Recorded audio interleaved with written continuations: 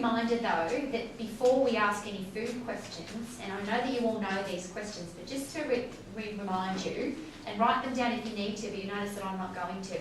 We always ask people, what is your current number one health and fitness goal? That's a really important question, yes? However, we're going to help them do that. That's a given. If somebody wants to lose weight, put on muscle size, get ripped abdominals, fit into their jeans, we're going to do that. That's a short-term goal. The very next question is, so after we've done that for you, because we will, what do you want to do next? What's the next thing? If you are now fitting into those jeans, if you are now have that muscle size that you want, if you now have abdominals with no fat on them, if you now can lift 200 kilos, what would you want to do then? And the really exciting thing about that is that people now don't think it's no longer about health and fitness anymore. It's about, I'll quit my lousy, stinking, rotten job, or I'll get rid of my horrible relationship, or I'll move cities, or I'll do something different with my life. Because if I can lose weight, get into great shape, feel good about myself, I can do this and this and this. So it's not just about helping them with this short-term goal, it's the next one. And then please, the third one, which is so long-term then. So we're going to do that for you. Then you're going to quit your job, get a new career, have a great relationship, buy new clothes, and go on cruise ships. So what happens after that when you're 40, 50, 60, 70? Because now you've got a long-term client. Because now there's somebody who cares about you not just for this 12 weeks, but for the next 3 years and the next 30 years. And that's what we do. If you're a true fitness professional, it's not just about that short time. So the first thing is the short-term goal, the next goal, and then the long-term goal. Then, of course, why you want to achieve each one of those goals. The why is far more important than the what. You have to ask, why do you want to do that? Why is it important for you as a mum to have a driving school? Why do you want to do that? It's a great idea, but why? Why is that really important to you? Where exactly do you want to do it so they can create a picture of achieving the goal? When do you want to do it, which is an exact day, date and time? How will you feel if you do achieve the goal, which is the emotion attached to it? How will you feel if you don't, which is the emotion attached to it, which is the pain if you don't achieve it? Are you on track to achieving the goal? What are you going to do? If you're your own high performance coach, what advice would you give yourself on how to achieve that goal? What would you do? And that's where you don't have to do anything now. The person will tell you. Shabash, do you know what you need to do to get into great shape? Yeah. If you're your own high performance coach, what advice would you give yourself? And everybody will have advice to give themselves. If you agree with the advice, you say, congratulations, I'm going to hold you on track to that. As your fitness professional, what do you want me to do? I can hold you on track to that. Or if there was a safer, quicker, better, easier way to do it, would you be interested in chatting about that? Can you just turn to the person next to you and ask that question? One person ask, one person answer. I have to practice that question. If there was a safer, easier, better way to do that, would you be interested in chatting about it? Please practice those words coming out of your mouth. If there was a safer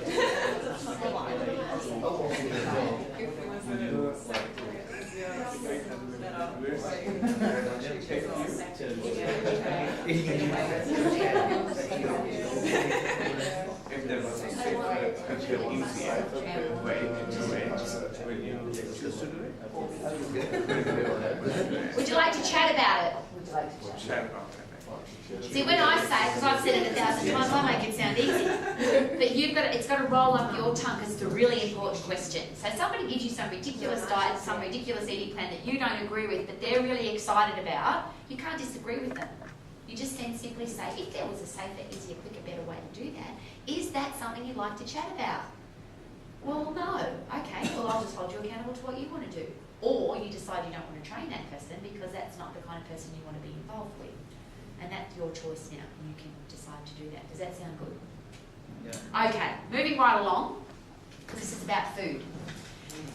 Either yours or somebody that you know, a very strong conviction or opinion about food that you would or wouldn't do. So I'm going to start here. There are some people that will not eat meat for religious reasons, yes? There are some people that won't drink alcohol for religious reasons. What are some of the other things that people would have very strong convictions about? Bread. I don't eat bread ever. Okay? I don't eat crackle because sometimes there's pig ears on it. It's literally it. That's awesome. I don't eat the crackle because it makes me feel like a cannibal pig. I know, but it's I'm the same. It's okay Animal. Oh, that's beautiful. I'm going to go a little broader than that. What are some of the religious reasons are a reason for people to like or not like food? What are some of the other big things? So vegetarian is one of them. Religion is another one. Gluten, I need to eat non-gluten products because I'm gluten intolerant. What else is there? Allergies. I'm allergic to, so I can't have. Do you think that's important? Yes. Now, when will that come out? When you use your series of questions, when will that come out? What do you like to eat? What do you not like to eat? Why do you eat the way that you do? Yeah. Yeah. So all of that will come out if you ask the right questions. You'll get the answers without having to say, "Do you not eat pigs because they've got hairy bits?"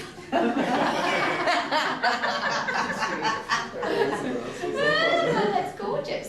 So we've got vegetarian, religion, gluten intolerant. What else is there? Glucose. There is glucose intolerance with gluten. Dairy intolerance. I don't want to eat, or lactose intolerance. Yes. What other things are there? Sugar. I don't want to eat sugar. Fussy. Allergies and fussy, yes. I'm just fussy, I just don't eat about me that. on that one. I just don't eat that because I don't like it, yeah. Bad food experiences. Yes, so I ate something that made me sick. I ate sushi for a week and then I had a bad one and I couldn't eat it after that for a month. And is sushi a good or a bad food? For you, what is it? I feel like I'm being healthy, but then white rice really isn't that healthy. So I'm kind of like, I used to think butter chicken was healthy because there's tomatoes in it. We see there's some really strong opinions that just came out of there really quickly, wasn't there? Well, I know it's not. No, it's awesome. No, but it doesn't matter. If it's your opinion, it doesn't matter what we think. You're allowed to have every opinion that you want. Ellen from Germany, she's going to be back this week. Is she going live? She's actually here at the moment. She's No at a yoga way. school. She doesn't eat McDonald's, but not because she thinks it's bad food. She's had a really bad experience at McDonald's. She went there, got sick, and now every time she sees golden arches, she feels sick. Not because she doesn't believe in McDonald's, she just had a bad eating experience there. So for her, she doesn't eat, oh, I don't eat McDonald's. Well, it's not because of her religion, she just had a bad food experience. It's like my friend Anna. She won't eat rice because it reminds her of maggots. Don't know why, she just doesn't do it. Oh, but someone might tell her that she has to eat rice, and she might even do it, even though it feels No, like she won't maggots. do it. Okay, She won't do it. what else is there? What are all the different diets that people might be on at the moment? Vegan. Paleo, vegan, Duncan. what?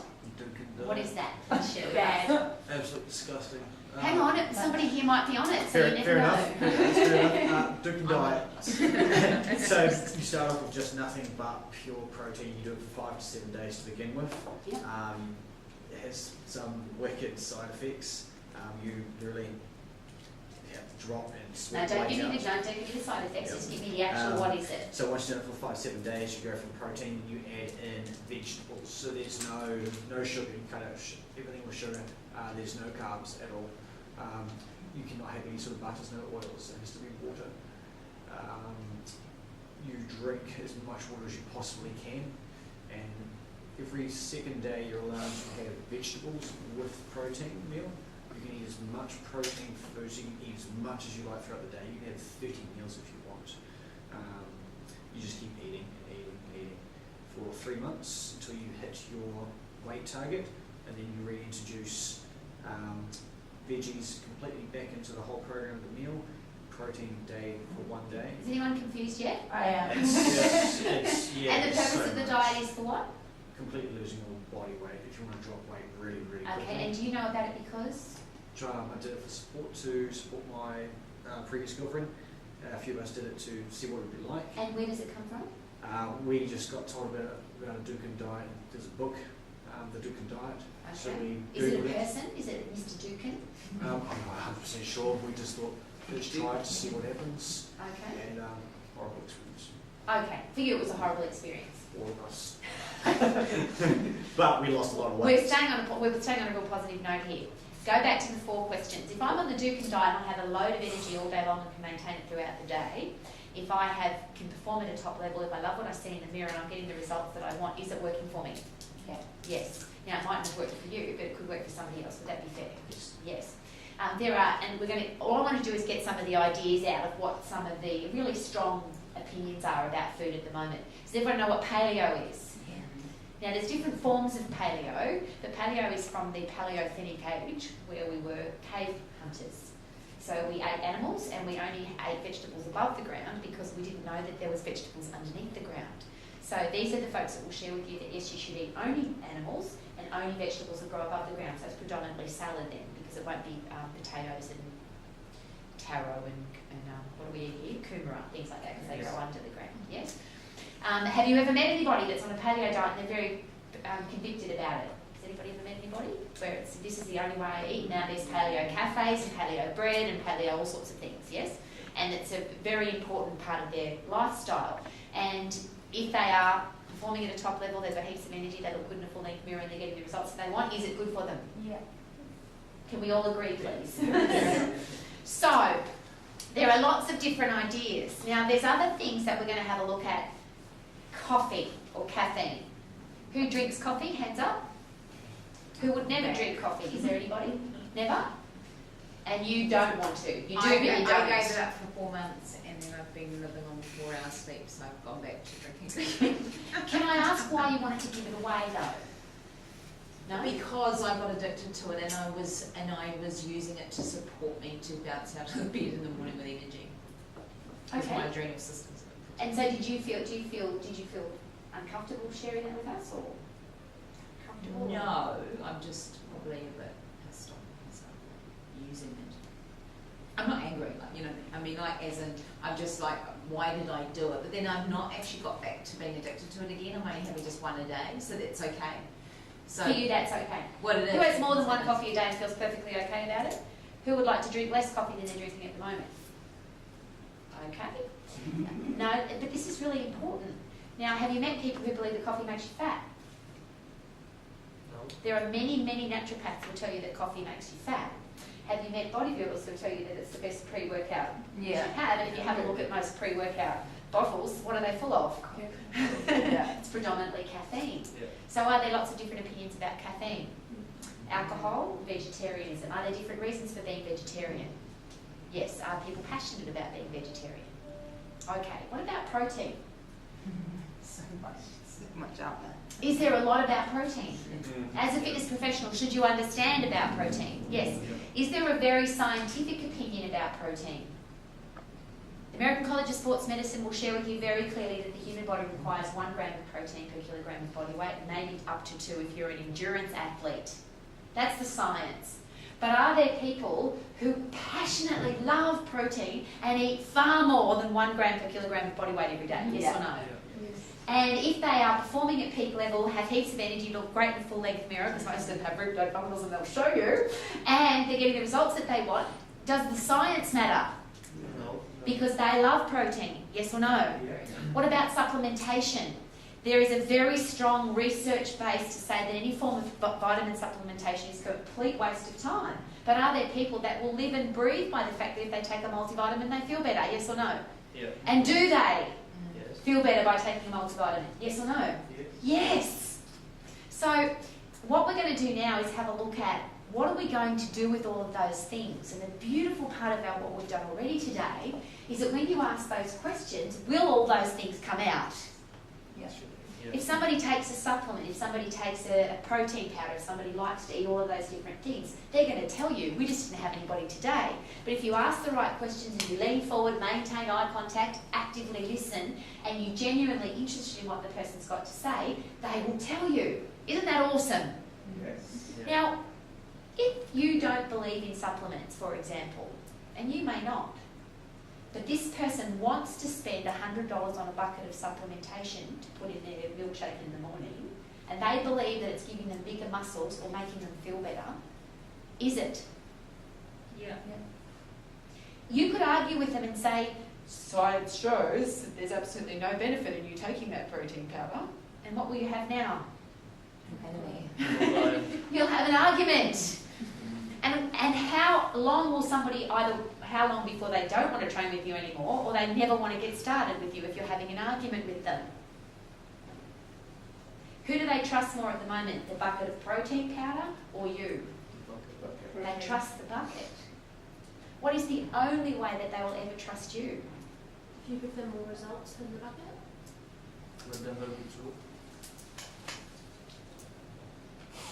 Have to like you and trust you. And the only way to do that is build a relationship. And how many relationships are built well on arguments? I'm looking at the partners in the room. Our relation's going great, we argue all the time. Not so good. So what I'm asking you to do is this, and this is the biggest part of this afternoon. How do you feel when somebody says to you, could you please help me? Feels good, doesn't it? Whose ego? Mine feels great when somebody says to me, Rowie, can you please help me with my business? Rowie, can you please help me lose weight?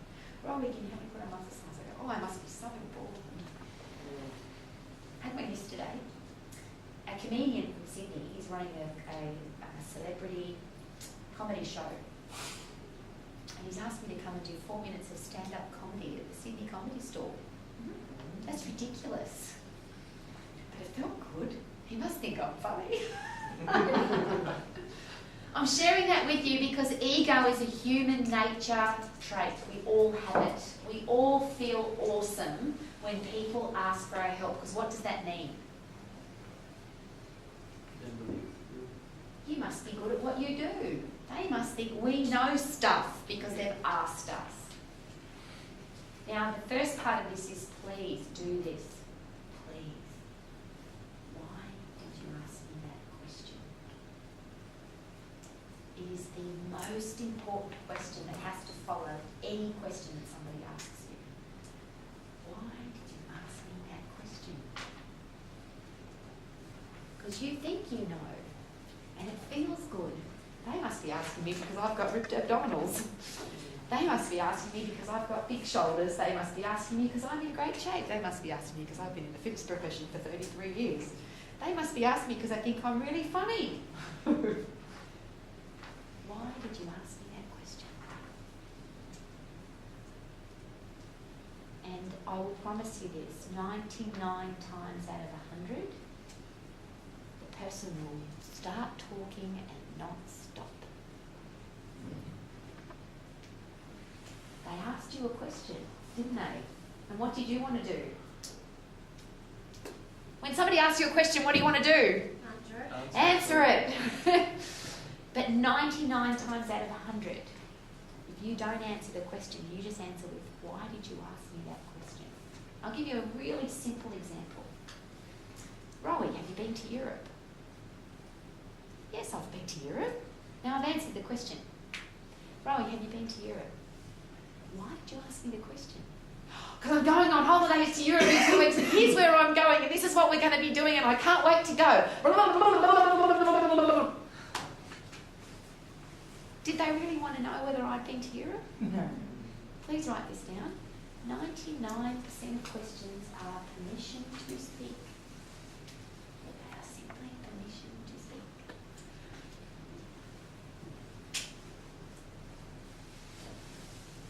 But therein lies our challenge. Because when somebody asks us a question, it is good for our ego. So we want to answer that question. And we assume that we know the reason why they've asked. So just ask, why did you ask me that question? It might go like this, because you've got really ripped abdominals and I want to have really ripped abdominals, so I want to know what you do.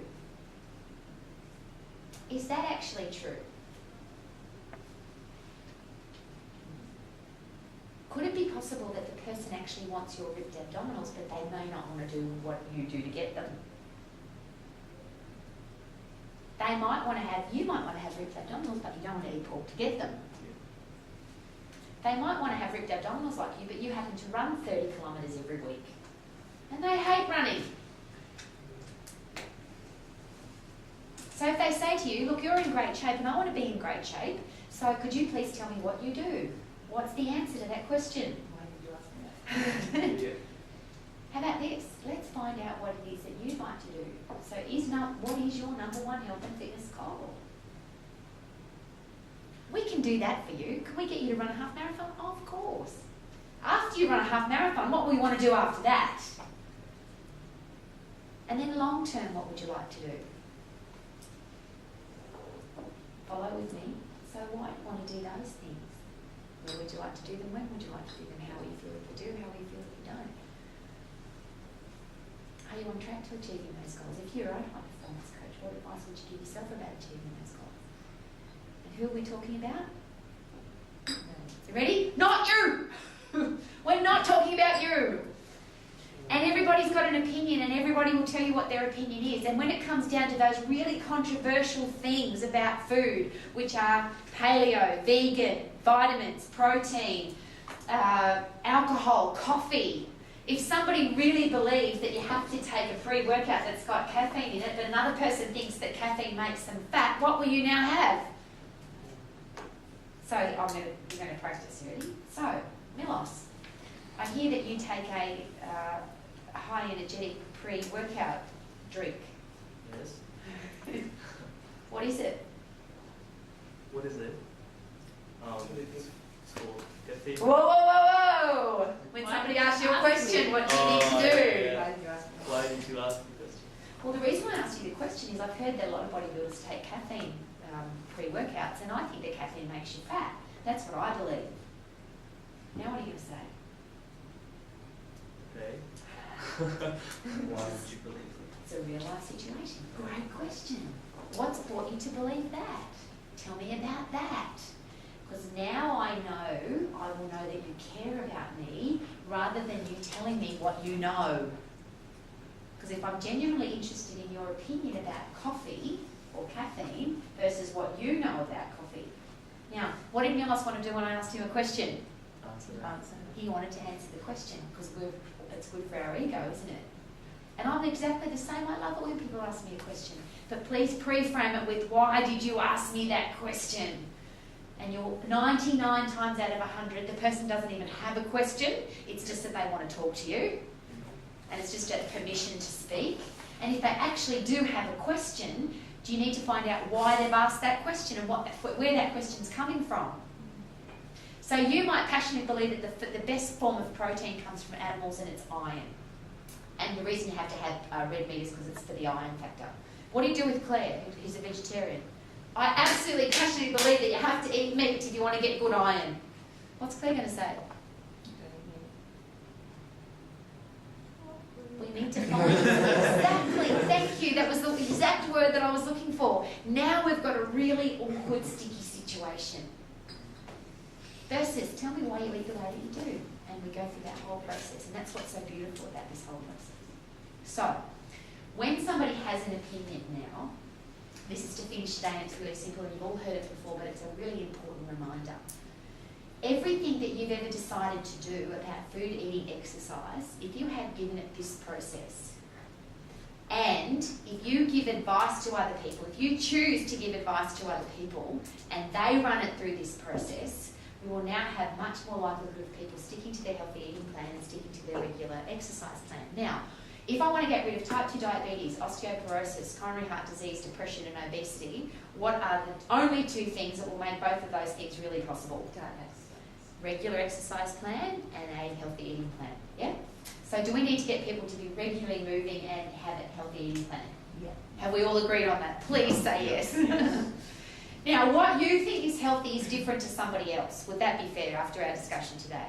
So, now we're going to go to the Smarties principle. Please write it down, whether you do it down your page or across your page. And I know that you know what it stands for, but I remind myself of this every single time I have a conversation with somebody about food or exercise. So if I'm doing it every day and I've been doing it for over 30 years, I'd like you to at least give it a crack more than once. So it's SMARTIES, like the chocolate lollies. Do we have those in New Zealand, Smarties? Yeah. Did you? I've never seen them. But you know, It's Smarties like a- chocolate, and it's like a block of chocolate with Smarties inside it. When I was little, we were always told that we weren't allowed blue Smarties because they had the most amount of colouring in, and so they give you Maybe more they E tell you numbers. that. We always used to be told like, oh, have you been on blue Smarties? Because they have the most amount of E numbers. See, in that's them. somebody's opinion, Yeah. isn't it? Absolutely. My father. So now I want you to go really personal, because you can't really help other people with this unless you take it really personally yourself. So your current eating plan, the way you eat at the moment, the decisions or the way you think you should eat, because we've all got, if we're not eating that way, we think we should be eating a certain way. So the way you think that you should eat, the perfect eating plan for you, is that something that you can stick to for the rest of your life? S is, I can stick to this for the rest of my life. Not for 12 weeks, not for till I lose 10 kilos, not till I get ripped abdominals, not till I get 5% body fat, not till I'm so bored with it that I can't stick to it anymore because it tastes like shit. I'm talking about, can I stick to this for the rest of my life? The reason for that is, do we have challenges with this? Please take note. Where people lose weight, gain weight, lose weight, gain weight. Do we have challenges with that? Do you know people that have fat clothes in their cupboard and skinny clothes in their cupboard? Thank you for being so honest. You're so gorgeous. Would it be great? And this is, as you know, this is my best and most favourite question ever. Have you picked a size? Have you picked a weight? And have you picked an energy level or a body fat percentage that you would like to stick to for the rest of your life? If there was a perfect weight, a perfect size, a perfect body fat percentage, and a perfect energy level that you could maintain until you're 100 plus, what is it? Do you know what it is? Where you don't have to change clothes sizes, you don't have to change weight, you just look a certain way and you stay that way for the rest of your life. The only difference will be that as you get a little bit older, your skin gets a little bit crinkly, but the weight and the size and the energy level would be the same. Would that be good? So that's what the S stands for. Something you can stick to for the rest of your life where you maintain the same weight, the same size, the same energy level, and you look and feel amazing forever. Would that be good? Do you think there's people who are really sick of going on a diet, getting off the diet, putting on weight, going on a diet, putting that weight back on? Do you think there's people who are sick of that? They would like to maintain, yeah? So the key here is, what can we do, what can we actually stick to for the rest of our lives? M stands for moderation. There's a really important reminder here on moderation though. Even if you think you know this, I remind myself of this every single day.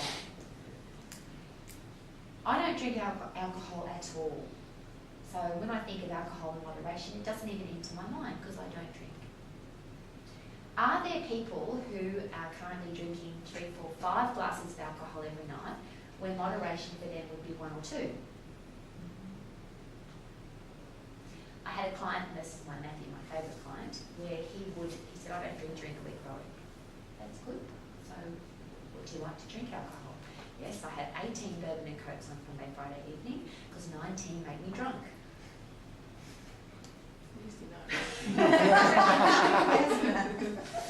So what's moderation for Matt? It's different for me, isn't it? So someone who doesn't drink alcohol, there is no reason to talk about moderation for alcohol. Somebody who's drinking 10, 15 glasses of alcohol a day, there may be a conversation for, is this in moderation? And they have to decide for themselves, but is it a good question to ask? If you don't eat takeaway food at all, you don't have a conversation about McDonald's, because some people will just never eat McDonald's. But other people, they're eating it 5 nights a week, so what's moderation for them? Might be 3, might be 2. And that one client was a classic for that. He was eating a different takeaway food 3 meals a day, literally. So the moderation for that was, well, could we cut out a couple of those or maybe 1? Rather than, because moderation isn't cutting it out altogether, is it? And that's the really important thing. If you have can't have, mustn't have, don't have, shouldn't have, and you're a parent, what happens if you tell a child can't have, mustn't have, shouldn't have, don't have? What happens? They want it more. When you were a child and your parents said you can't have, mustn't have, shouldn't have, don't have, what did you want more of? Of course. And again, it's my favourite story ever. My client who said to me, Rowie, I don't eat bread. I don't even like bread until the dietitian told me that I can't have bread. She said, bread's really bad for you. Gluten intolerant, don't eat bread. She said, I never even ate bread, but now every time I go past a bakery, all I want to do is have bread. Because don't in your headspace simply means there's no such thing as in your brain. It doesn't respond to the word don't. So moderation, you have to ask the person, what is moderation for you? Achievable for you. I'm going to give you the opposite word to achieve, which is fail. Do you want to set people up to fail or to achieve? Please. If you want to set somebody up to fail, here's a classic because it's come out of my mouth far too many times. You're 100 kilos. So the science says that you need to have 1 litre for every 25 kilograms of body weight and 1 litre for every hour of exercise. So you're going to be exercising in my aerobic class for 1 hour every day. So you need to drink 5 litres of water every day. He doesn't like to drink water. What did I just say? Everything that you didn't want to hear. Just ridiculous. Absolutely ridiculous. I'm setting that person up to fail, which is when we talk about long clear weeks. If you have a look at the colour of your tinkle and it's yellow, what could you do you think? Drink more water. And more Drink water more liquid. for somebody who drinks 5 litres every day would be 6, but somebody who drinks no water, how much is a little bit more water? That's plenty. And just so you know, we get most of our water not from our liquid, we get most of our water from our food. That is a non-arguable scientific fact, but you'll often never hear that. And the reason we know that is because there are a lot of people who don't drink water, who are thirsty a lot of the time, but they're not dead. Now, if you're dehydrated, how long can you live dehydrated? So 3 days, finished, you're dead. However, people live you would think they're dehydrated because they're not drinking, because they're only drinking coffee or alcohol, or they're eating watermelon, or they're eating chicken breast, got a lot of water in it. So telling people how much to drink doesn't fit in with the Smarties principle. 5 litres of water every day for the rest of your life is a really interesting statement to make. Is that moderation or achievable for most people? Probably not. But have a look at the colour of your tinkle, and if it's yellow, have a bit of a drink. Make sense? Achievable. Please don't set people up to fail. You need to eat vegetables 5 times a day. Somebody's not eating vegetables. Is that achievable? If you're setting them up to fail. So the word achievable, please take the opposite with your person and say, what are the things that if you didn't do them, you would feel like you were failing? We don't want people to do that. And the classic example in exercise today is you have to do 30 minutes of cardiovascular exercise every day, which is setting people up to fail. Because if you've ever been on a piece of cardiovascular equipment for 30 minutes and you hate to exercise, how long does 30 minutes feel like? Forever. Exactly. But if you say to somebody, all I want you to do is get on this machine and keep going until you get puffed, how long does it take people to get puffed? About 10 seconds. That's it. Fit people or unfit people, if you're going hard, you will get puffed in 10 seconds. And they've achieved something now rather than failed. Realistic for who? That's the R in Smarties. Realistic for who? Somebody like me, I love to run. I love it. I'm happy to go out for an hour. That's realistic for me. No challenge whatsoever. For somebody who doesn't like to run, how long is an hour's run? Per hour. Ridiculous. It's not realistic for them. It might be 10 metres. Usain Bolt's one of the fittest men in the world, you could say. He's the fastest man in the world. He doesn't want to run 10Ks. Not keen. He's not keen to run 400 metres. And for some people, their time as well doesn't fit in with their time, so it has to be realistic for what they need to. Every part of what you give them has to be realistic for their current lifestyle, not even for what they could do in a month's time. So I'm asking you this question. The current eating plan that you're on at the moment, is it something you can stick to for the rest of your life? Is it in moderation or does it have extremes? As soon as you've got extremes, you've got a kickback effect. Does that make sense?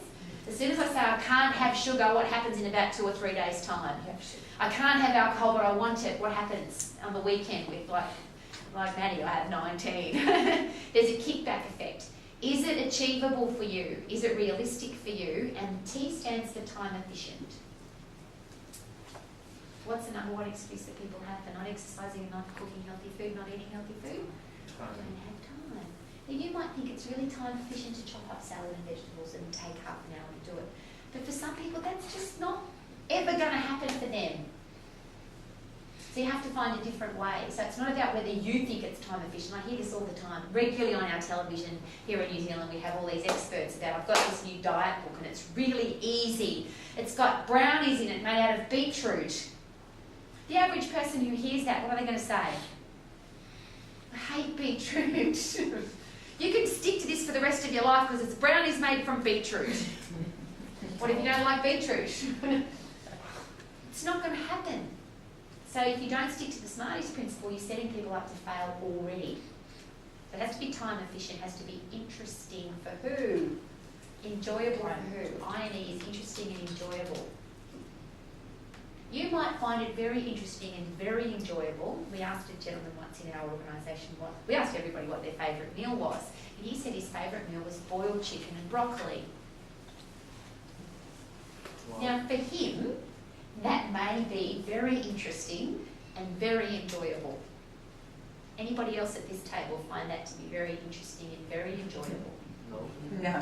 Well, One or two yes, some maybe, occasionally, and some no, not at all, especially if you're a vegetarian. Just broccoli. Which is tucking one away again. So you ask people, what do you find interesting and enjoyable? For who? And the S is really interesting because you will have heard that S stands for science. Notice this S is the last one, not the first one. What's the first one? Stick to the rest of your life. Now science, and I've covered a couple of these already. The science is very accurate on carbohydrate and fat and protein. Very accurate. Scientists don't disagree on how much protein the human body needs. You can only store so much carbohydrate. Obviously we have enormous amounts of capacity to store fat. And no one's going to argue that. Are there people right now that are arguing that you should eat animal fat? Yes or no? The paleo folks are absolutely adamant that you must have fat. Yesterday there was a guy on television who makes sausages and he said, when you make sausages, fat is your friend. Try telling him you shouldn't eat fat and see how you go. Fat is your friend, not just eat it, it's your friend. Science is very, very accurate on how much protein you need. But if you tell a bodybuilder that he only needs to eat 1 gram per kilogram of body weight per day, what will happen to that conversation? You may be able to have a conversation 6 months down the track when he likes you and trusts you and believes what you have got to offer. But right now, he's in love with his protein powder. So it doesn't matter what the science says. It doesn't matter what the science says. And you can say, but science proves. It doesn't matter. We also know this, that if you believe it to be true, and double-blinded studies will show this every single time, they'll give you a pill or a placebo, and you don't know which is which. But if you believe that you got the pill and you got the results, you'll get the results, even if it's got nothing inside it except air. Is that pretty powerful? Yeah. No one disagrees with that. So the science is the last part of Smarties, but I like to call it this, common sense, rather than science. Just common sense. And now I want to give you a common sense. If you're your own high performance coach and you're giving yourself advice about losing weight, what would you share with yourself to do? And the person says, I would think I should eat McDonald's 5 nights a week, I think I should drink 12 cartons of beer a week, and I think I should eat lollies and chocolate all day long. Is that common sense? No. Do you think anyone's ever going to say that to you? I promise you they never will. I'll ask the question again. If you've put on weight and if you've got out of shape and you've lost muscle size, do you know how that happened?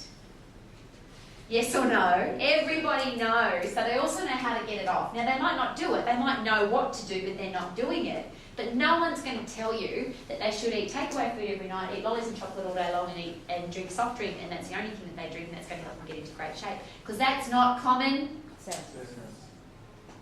that's why the Smarties principle is so beautiful.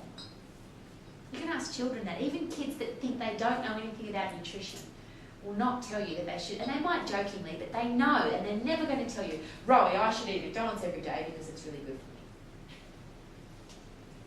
So here's the wrap up for today. If you genuinely care about people, being a fitness professional is the most rewarding career in the world.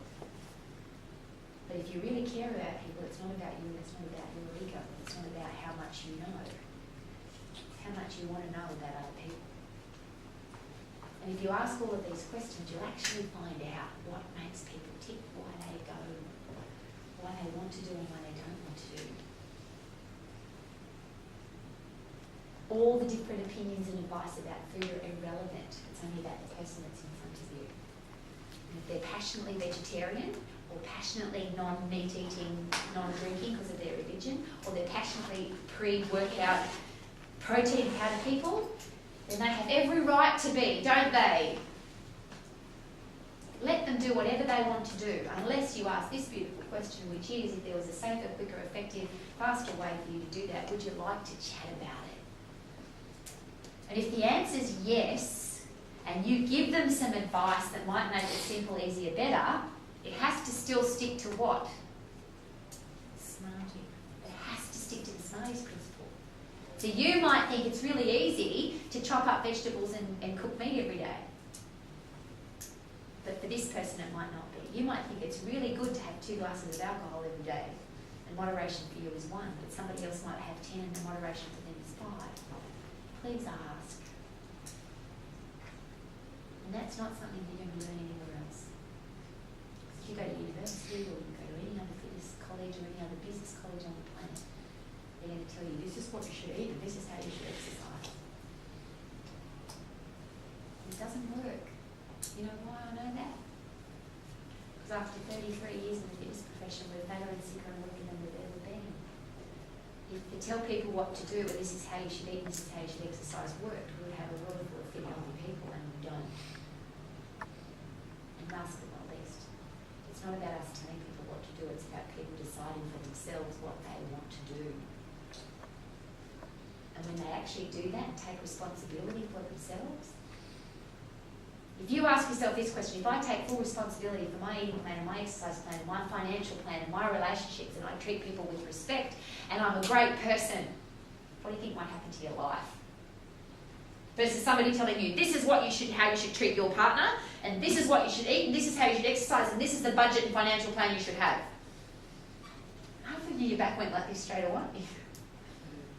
When you decide for yourself what your financial plan is going to be, and the way, the relationship that you want to be in, the shape that you want to be in, and you decide what that is, and stick to that for the rest of your life, that's when things make a change, not when somebody else tells you to do it. Thanks for a great afternoon, everybody. Some of you have to leave.